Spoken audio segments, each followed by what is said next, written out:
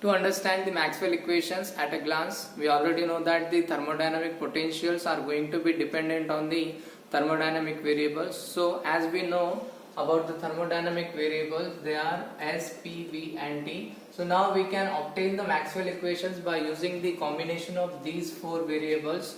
So the first combination of these variables is T minus P, next is S, P, the third one is T, V, and for the fourth equation we can write S minus V.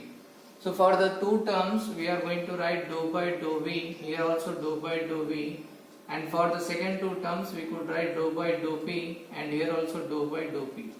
So now we already said that there is a combination of these four terms, that means we already have T, V minus P here. That means we need to take the S term here. That means we are taking the S term as a constant here, and on the right hand side we will take the S as a variable term and we will make the V, volume V, as a constant. That is nothing but the first Maxwell equation.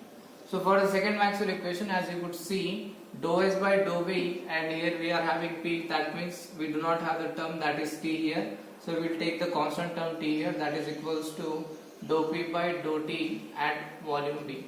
So for the third equation we can write T, V, and here P we are having, but we do not have the S term here. That means we will write the S term over here, that is equals to dou by dou S at constant pressure P here.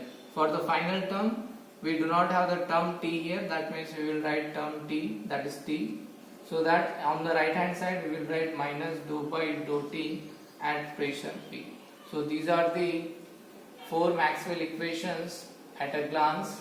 So once again you could see that firstly we have to write T minus P, S, P, next T, V, and finally we have to write S minus V. So for the first two terms we will write dou by dou V, dou by dou V here. For the next two terms dou by dou P, dou by dou T. Now we have to write the terms in equations in terms of these four variables. So T minus P, V is there, but we do not have the S term. That's why we will take the S term over here. That means we will take the S as a constant. On the right hand side the S will be a variable and V will be a constant. And for the second equation we are having S, P, V. That means we do not have the T term. That's why we will write the T term here. That will be a constant. On the right hand side we will have T as a variable and V as a constant. In the third equation we already write T, V, and we are having the dou by dou P term here.